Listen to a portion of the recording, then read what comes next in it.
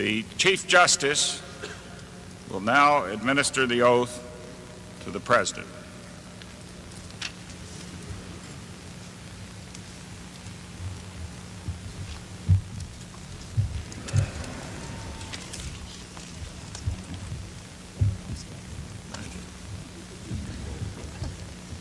Mr. President, are you ready to take the oath? Yeah. If you'll raise your right hand and repeat after me. I, Ronald Reagan, do solemnly swear I, Ronald Reagan, do solemnly swear that I will faithfully execute that I will faithfully execute the office of President of the United States the office of President of the United States and will, to the best of my ability, will to the best of my ability preserve, protect, and defend preserve, protect, and defend the Constitution of the United States. the Constitution of the United States. So help me God. So help me God. My congratulations, sir.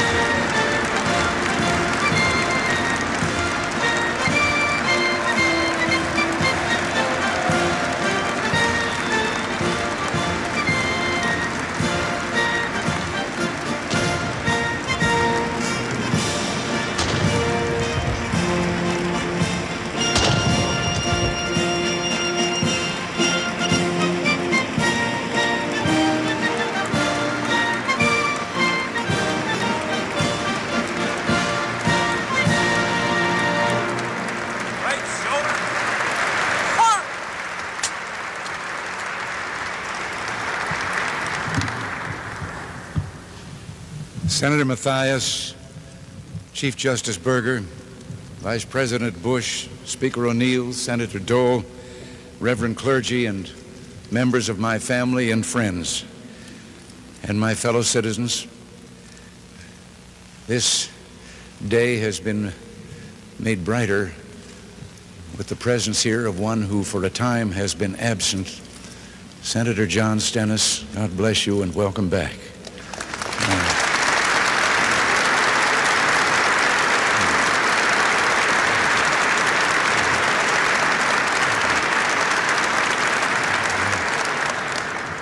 There is, however, one who is not with us today.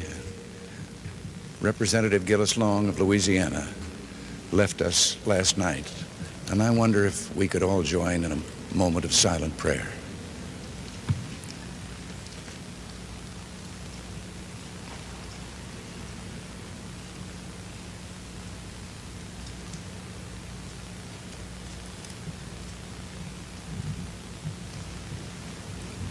Amen.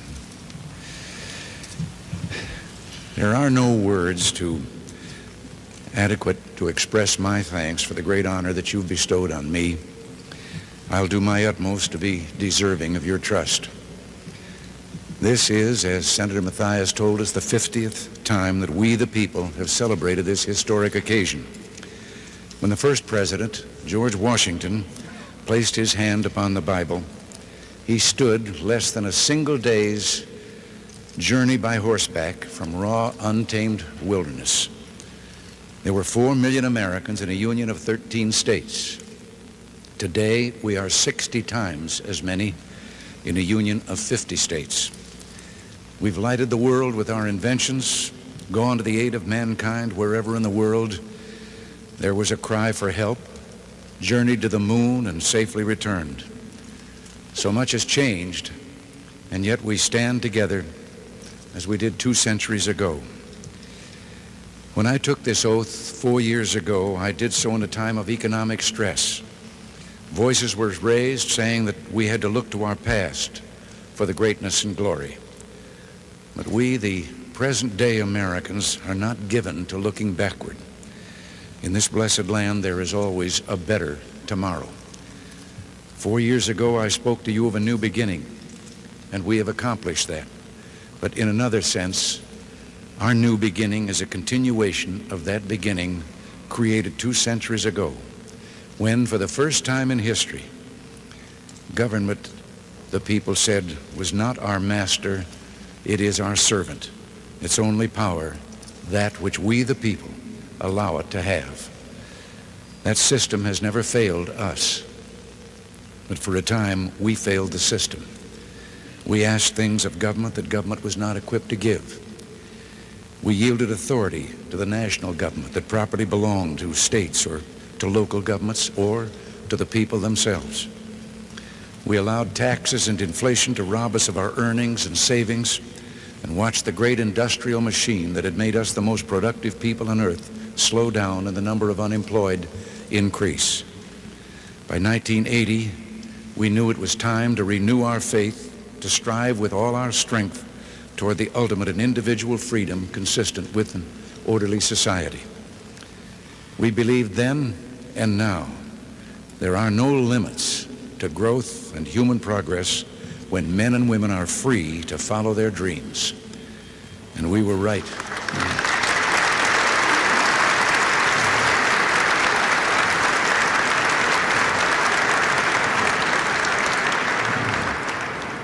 And we were right to believe that. Tax rates have been reduced, inflation cut dramatically, and more people are employed than ever before in our history.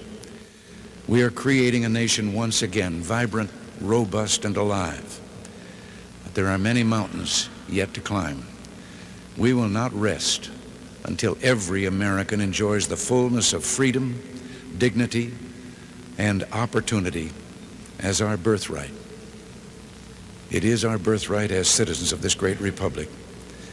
And if we meet this challenge, these will be years when Americans have restored their confidence and tradition of progress, when our values of faith, family, work, and neighborhood were restated for a modern age, when our economy was finally freed from government's grip, when we made sincere efforts at meaningful arms reductions and by rebuilding our defenses, our economy, and developing new technologies, helped preserve peace in a troubled world. When America courageously supported the struggle for individual liberty, self-government, and free enterprise throughout the world, and turned the tide of history away from totalitarian darkness and into the warm sunlight of human freedom.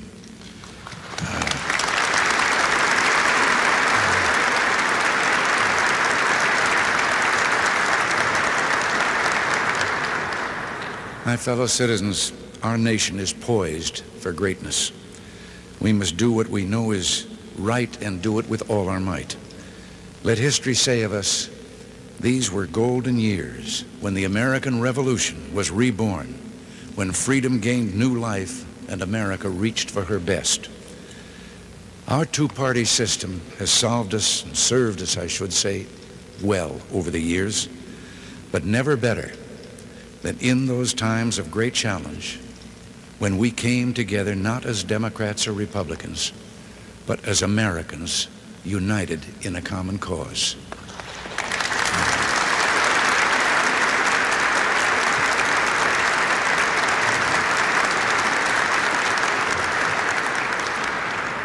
Two of our founding fathers, a Boston lawyer named Adams and a Virginia planter named Jefferson, members of that remarkable group who met in Independence Hall and dared to think they could start the world over again, left us an important lesson. They had become, in the years then in government, bitter political rivals in the presidential election of 1800. And then years later, when both were retired and age had softened their anger, they began to speak to each other again through letters. A bond was reestablished between those two who had helped create this government of ours. In 1826, the 50th anniversary of the Declaration of Independence, they both died. They died on the same day, within a few hours of each other, and that day was the 4th of July. In one of those letters exchanged in the sunset of their lives, Jefferson wrote, "It carries me back to the times when, beset with difficulties and dangers, we were fellow laborers in the same cause, struggling for what is most valuable to man, his right of self-government, laboring always at the same oar, with some wave ever ahead threatening to overwhelm us, and yet passing harmless, we rode through the storm with heart and hand." Well, with heart and hand, Let us stand as one today, one people under God, determined that our future shall be worthy of our past. As we do, we must not repeat the well-intentioned errors of our past. We must never again abuse the trust of working men and women by sending their earnings on a futile chase after the spiraling demands of a bloated federal establishment. You elected us in 1980 to end this prescription for disaster, and I don't believe you re-elected us in 1984 to reverse course.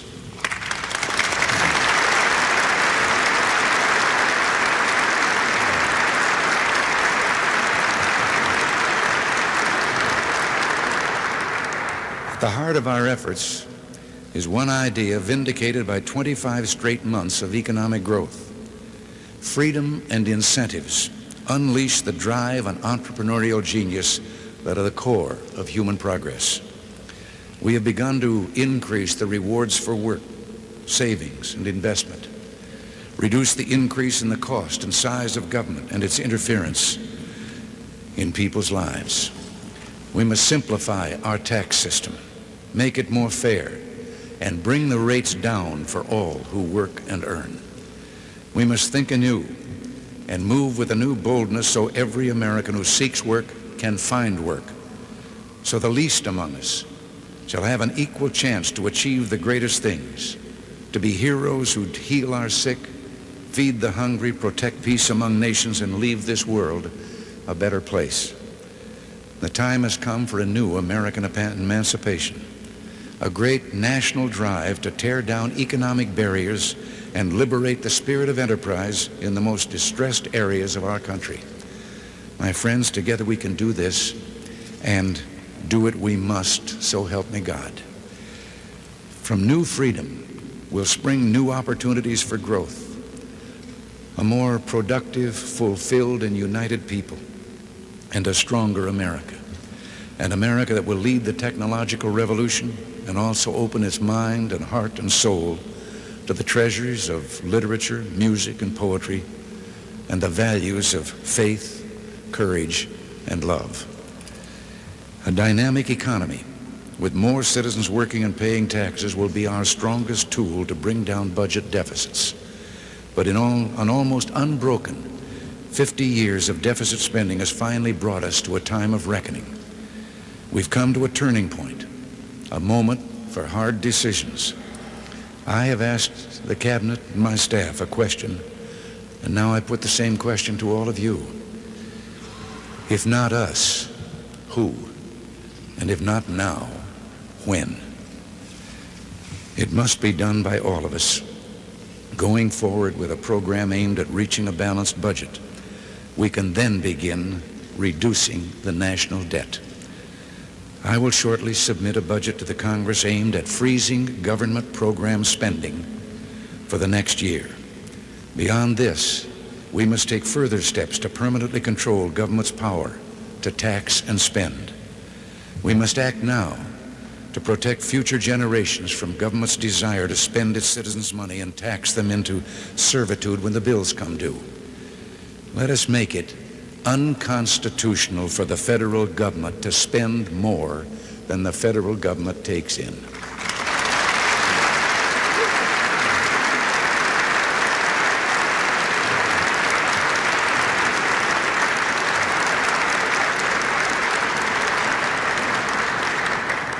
We have already started returning to the people and to state and local governments responsibilities better handled by them. Now, there is a place for the federal government in matters of social compassion, but our fundamental goals must be to reduce dependency and upgrade the dignity of those who are infirm or disadvantaged. And here, a growing economy and support from family and community offer our best chance for a society where compassion is a way of life, where the old and infirm are cared for, the young and, yes, the unborn protected, and the unfortunate looked after and made self-sufficient.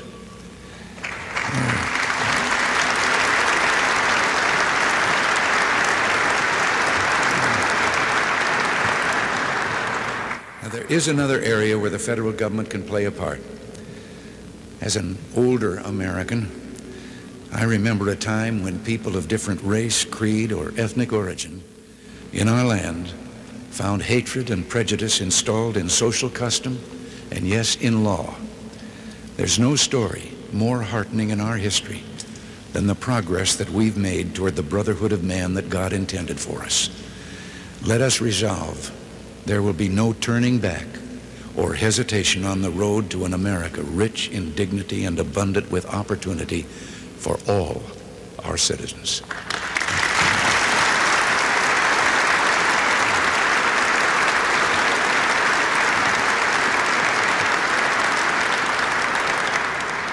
Let us resolve that we, the people, will build an American opportunity society in which all of us, white and black, rich and poor, young and old, will go forward together, arm in arm.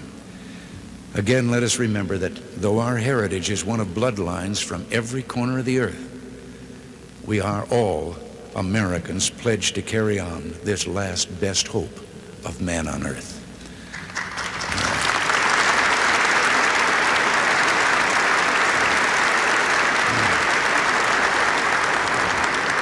Now, I've spoken of our domestic goals and the limitations we should put on our national government. Now let me turn to a task that is the primary responsibility of national government, the safety and security of our people. Today we utter no prayer more fervently than the ancient prayer for peace on earth.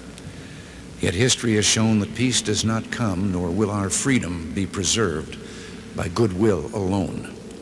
There are those in the world who scorn our vision of human dignity and freedom. One nation, the Soviet Union, has conducted the greatest military buildup in the history of man, building arsenals of awesome offensive weapons. We've made progress in restoring our defense capability, but much remains to be done. There must be no wavering by us, nor any doubts by others, that America will meet her responsibilities to remain free, secure, and at peace.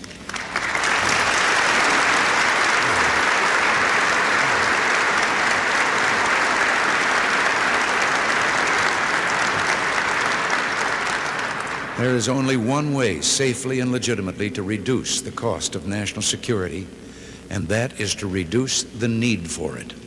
And this we're trying to do in negotiations with the Soviet Union. We're not just discussing limits on a further increase of nuclear weapons. We seek instead to reduce their number. We seek the total elimination one day of nuclear weapons from the face of the earth.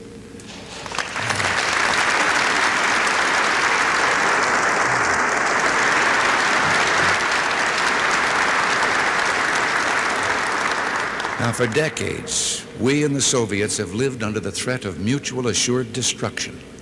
If either resorted to the use of nuclear weapons, the other could retaliate and destroy the one who had started it.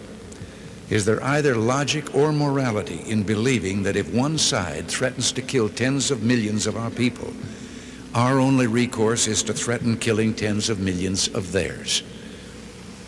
I have approved a research program to find, if we can, a security shield that will destroy nuclear missiles before they reach their target. It wouldn't kill people.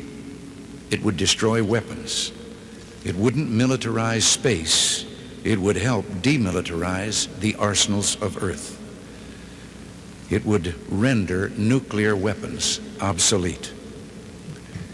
We will meet with the Soviets hoping that we can agree on a way to rid the world of the threat of nuclear destruction. We strive for peace and security, heartened by the changes all around us. Since the turn of the century, the number of democracies in the world has grown fourfold.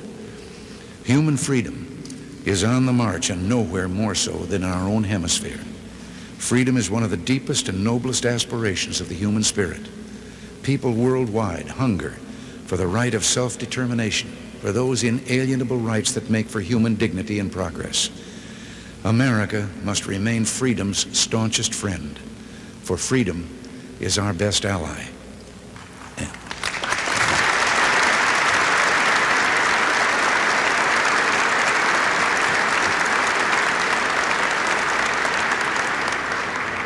And it is the world's only hope to conquer poverty and preserve peace.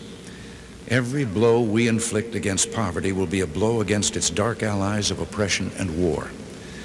Every victory for human freedom will be a victory for world peace.